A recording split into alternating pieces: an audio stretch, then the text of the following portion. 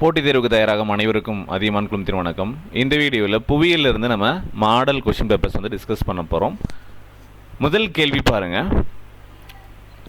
உலகின் மிக உயரமான எவரெஸ்ட் மலை இமயமலையின் எந்த மலைத்தொடரில் அமைந்திருக்கு அப்படின்னு சொல்லி கேட்டிருக்காங்க. இது உலகினுடைய மிக உயரமான எவரெஸ்ட். ஸோ எவரெஸ்ட் பற்றி உங்களுக்கு தெரியும்.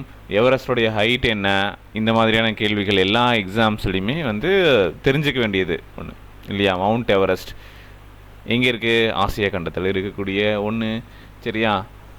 அதாவது நேபாளத்தில் இருக்கக்கூடியது, ஓகேங்களா.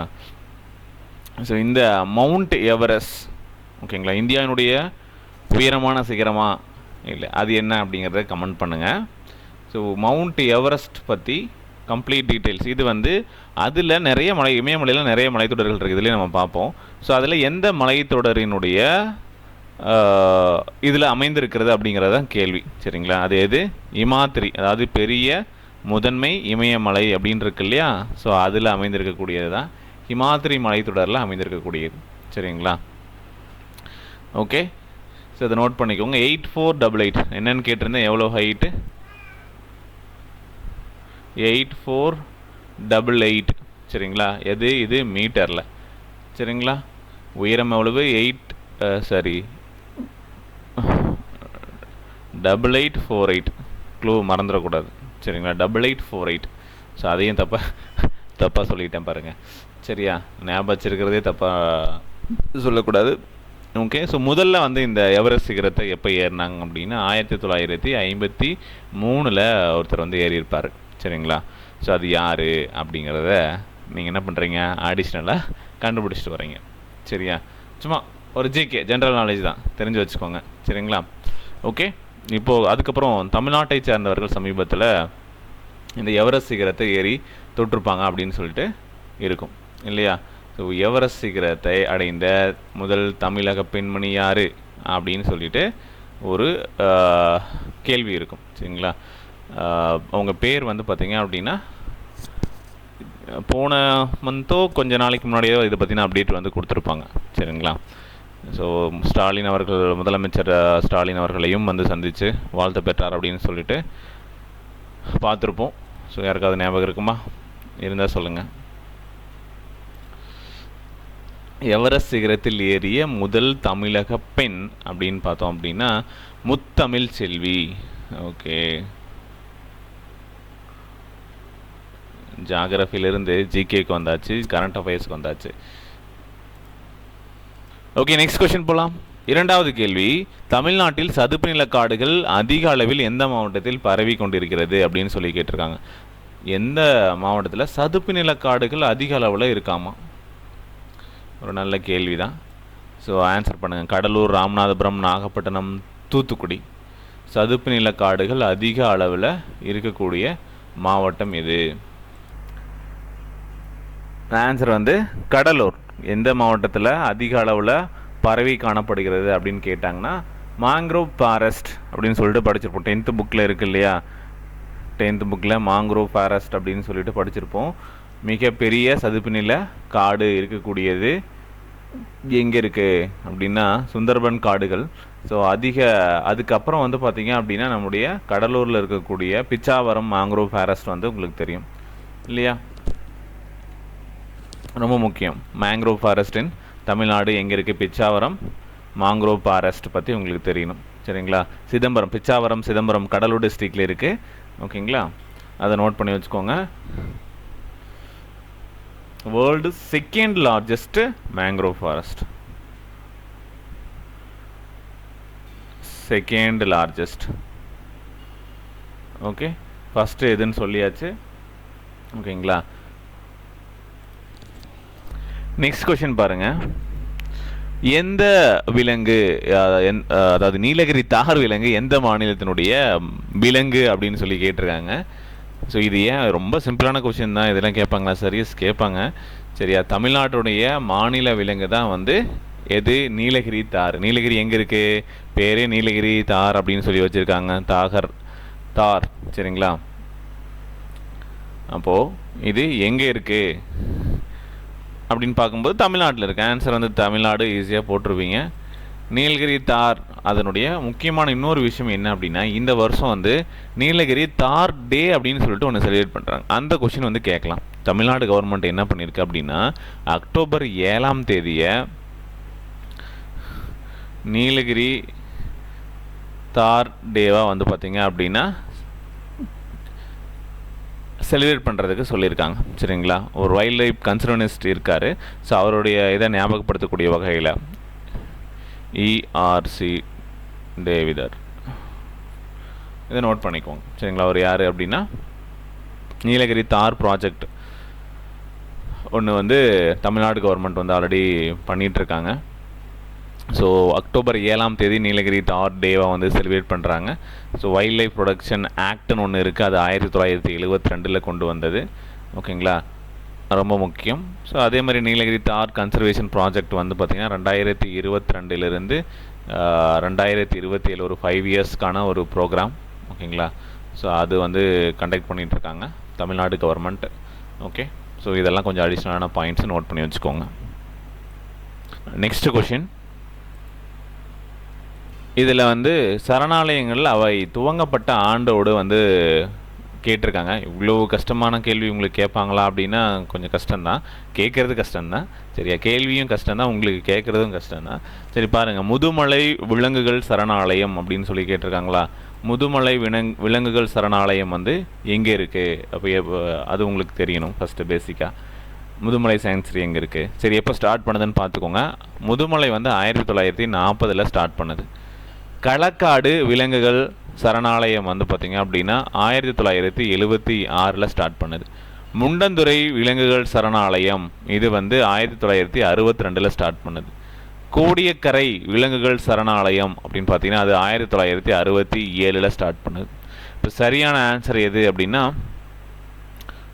4, 3, 1, 2 ஆப்ஷன் ஏ. சரிங்களா? இதுதான் சரியான பதில். இதை நோட் பண்ணிக்கோங்க. ஸோ இந்த கொஷின் வந்து உங்களுக்கு நம்ம 10th புக்கில் வந்து பார்த்திங்க அப்படின்னா அழகாக பாக்ஸில் வந்து எது எது எங்கே எங்கே இருக்குது அப்படின்னு சொல்லிட்டு எதுக்கு ஃபேமஸ் ஆனது அப்படின்னு சொல்லி கேட்டிருக்காங்க. முதுமலை தேசிய பூங்கா வந்து தமிழ்நாட்டினுடைய இந்த நீலகிரி மாவட்டத்தில் இருக்கக்கூடியது. கர்நாடகம் கேரளா எல்லையில் வந்து அமைந்திருக்கக்கூடியது. ஓகேங்களா? 1940 வருடம் தொடங்கப்பட்டது. அது மட்டும் இல்லாமல் தென்னிந்தியாவில் தொடங்கப்பட்ட முதல் வனக்காப்பகம் அப்படின்னா இதுதான். ஸ்டார்டிங்கில் ஒரு 60 ஸ்கொயர் கிலோமீட்டர் ஏரியாவோட ஸ்டார்ட் பண்ணது. சரிங்களா? இதை நோட் பண்ணிக்கோங்க. முதுமலை டைகர் ரிசர்வ்னே சொல்லலாம். ஓகே, களக்காடு அதே மாதிரி களக்காடு முண்டந்துறை டைகர் ரிசர்வ் அதுவும் வந்து பார்த்திங்க அப்படின்னா புலிகளுக்கான ஒன்று. சரிங்களா? களக்காடு முண்டந்துறை டைகர் ரிசர்வ்னே இருக்கும். KMTR அப்படின்னு சொல்லியிருப்பாங்க. களக்காடு முண்டந்துறை திருநெல்வேலியில் இருக்கக்கூடியது. ரைட்டா? ஸோ அது ஒன்று. ஸோ அப்புறம் வந்து பார்த்திங்க அப்படின்னா கோடியக்கரை. ஸோ இது வந்து எப்போ ஸ்டார்ட் பண்ணாங்கன்னு சொன்னேன்.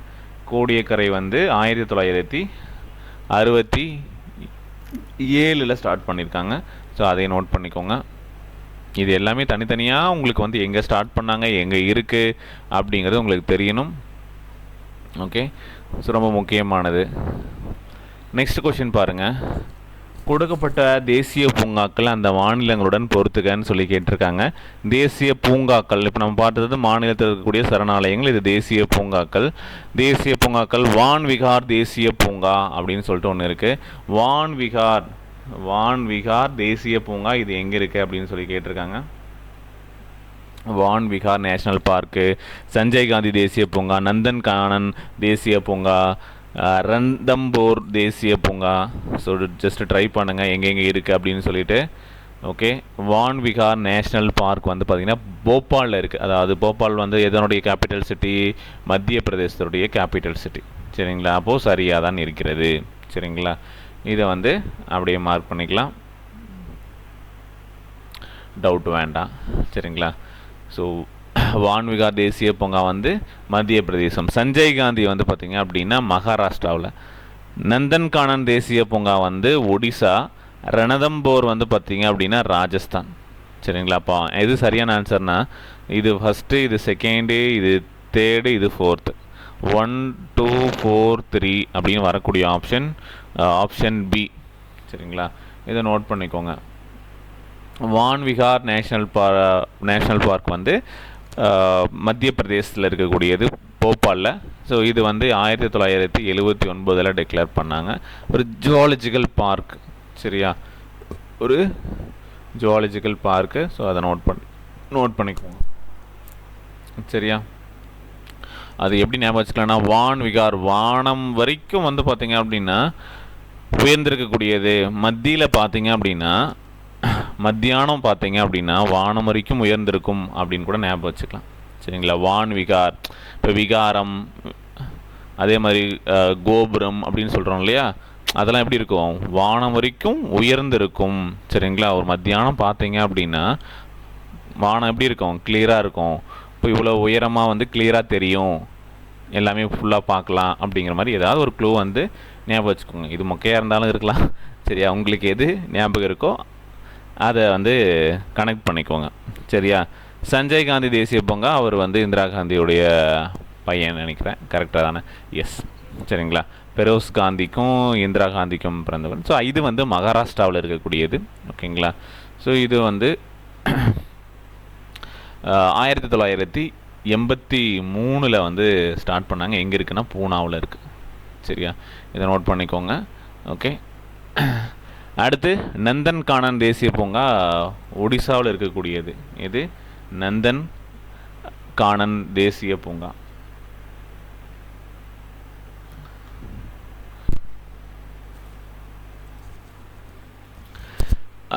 நந்தன் கானன் தேசிய பூங்கா வந்து எப்போ ஸ்டார்ட் பண்ணாங்க அப்படின்னா, இது 1960 வந்து ஸ்டார்ட் பண்ணுது.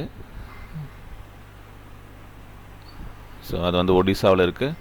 1960 Nandan Kannan zoological park 1960 start பண்ணாங்க. சரிங்களா, பப்ளிக் ஓப்பன் பண்ணது வந்து பார்த்திங்கன்னா 1979 வந்து ஓப்பன் பண்ணியிருப்பாங்க. ஸோ எங்கே இருக்குது அப்படின்னு கேட்டாங்கன்னா ஒடிசாவில் இருக்குது. ஒடிசாவில் புவனேஸ்வரில் இருக்குது. புவனேஸ்வர். சரியா, அதை நோட் பண்ணிக்கோங்க. அடுத்து ரணதம்போர் அப்படிங்கிறது ரந்தம்பூர் அப்படின்னு கொடுப்பாங்க. ரந்தம்போர்.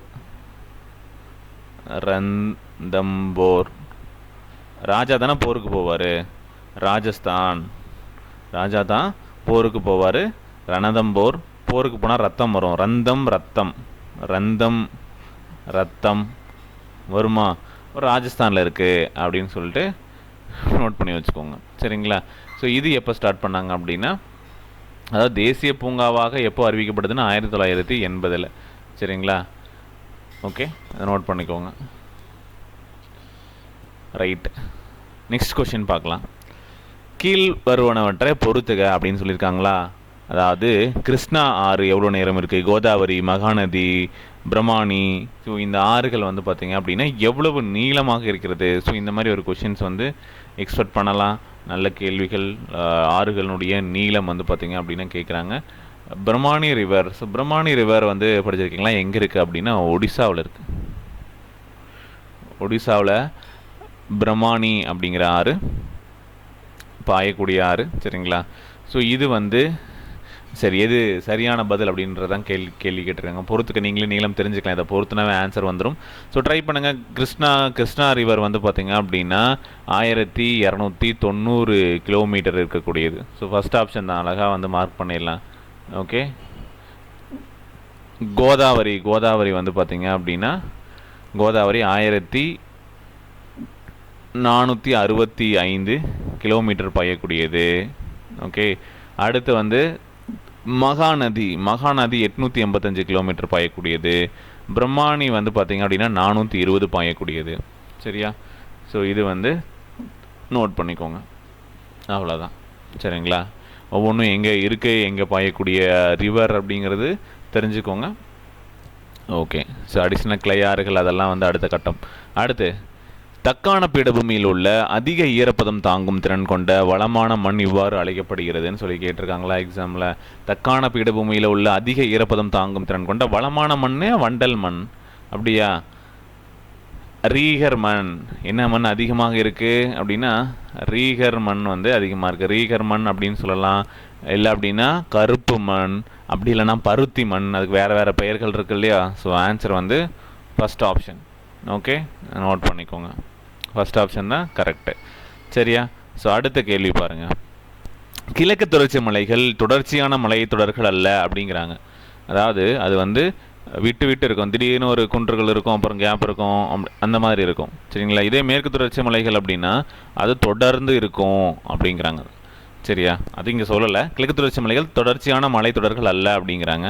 அடுத்து பெரும்பாலான தீபகற்ப நதிகள் வந்து பார்த்திங்கன்னா கிழக்கு நோக்கி பாய்ந்து, சரியா, கிழக்கு நோக்கி பாய்ந்து அது என்ன ஆகுது, பே ஆஃப் பெங்கால், வங்காள விரிகுடாவில் கலக்குது அப்படிங்கிறாங்க. அப்படியா?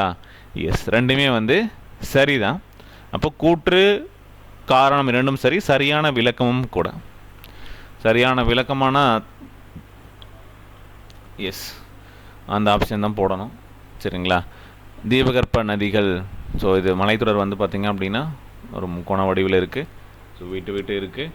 அதனால் வந்து அந்த நதிகள் வந்து எங்கே போய் கலக்குது அப்படின்னா பெரும்பாலான நதிகள் வந்து கிழக்கு நோக்கி பாய்ந்து வங்காள விரிகுடாவில் கலக்குது.